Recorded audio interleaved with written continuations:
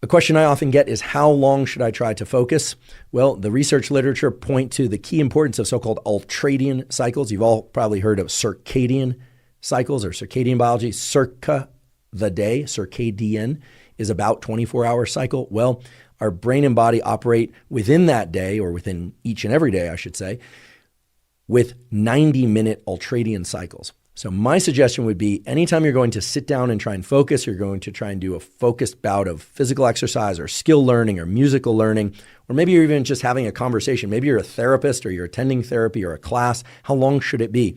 And the ideal duration is about 90 minutes. Not exactly 90 minutes, but we can reliably say 90 minutes or less. Okay, it doesn't have to be the full 90 minutes, but trying to push yourself to be able to drop into 2 hours of focus or 3 hours of focus while possible is not really in line with what we know about the underlying biology. Everything from our sleep states, or the different stages of sleep, and our waking states is divided into these 90-minute cycles, or so-called ultradian cycles. So what I like to do is set a timer for 90 minutes.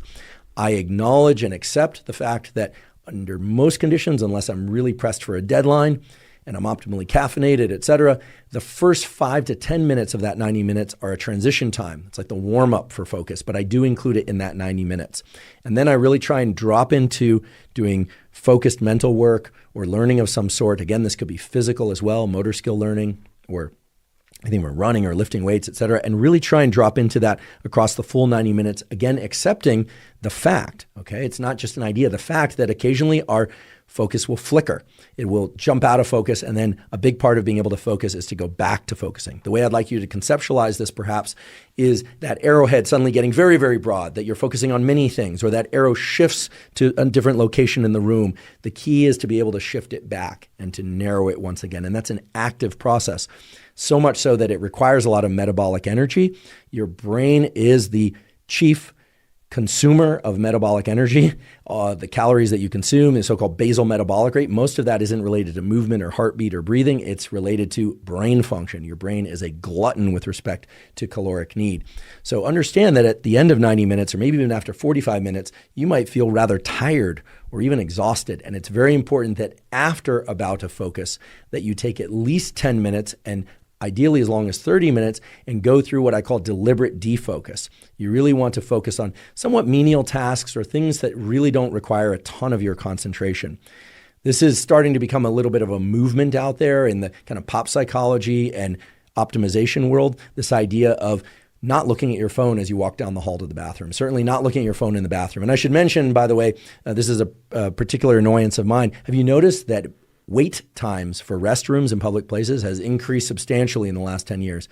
The reason for that is not digestive, okay? It's not the gut microbiome. I mean, it might be the gut microbiome, but chances are it's because people are on their phones in the bathroom. So you're doing yourself and everybody else a favor by staying off your phone in the restroom, staying off your phone while walking down the hall. Try and give yourself some time to deliberately decompress, to let your mental states idle, to not be focused on any one thing. That period of idling is essential for your ability to focus, much in the same way that rest between sets of resistance training or rest between exercise is vital to being able to focus and perform during the actual sets or during the actual bouts of running or cycling or whatever your particular form of exercise might be. So deliberate decompression is key. And I know this is hard because we're all being drawn in by the incredible, rich array of sensory information available on our phones and other devices. But I can't emphasize this enough. Our ability to focus is not just related to what happens during the entry and movement through those focus bouts, but after those focus bouts, we really need to deliberately decompress. And of course, the ultimate decompress, the time in which we are not directing our thinking and our action, is during sleep. And so it's no wonder, or I should say it holds together logically, that deep, long-lasting duration of not controlling where our mind is at is in fact the ultimate form of restoration, even if we have very intense dreams. So take that period after each 90-minute or less focus bout, right? Remember, those focus bouts don't have to be full 90 minutes. Let's say you do 45 minutes of work.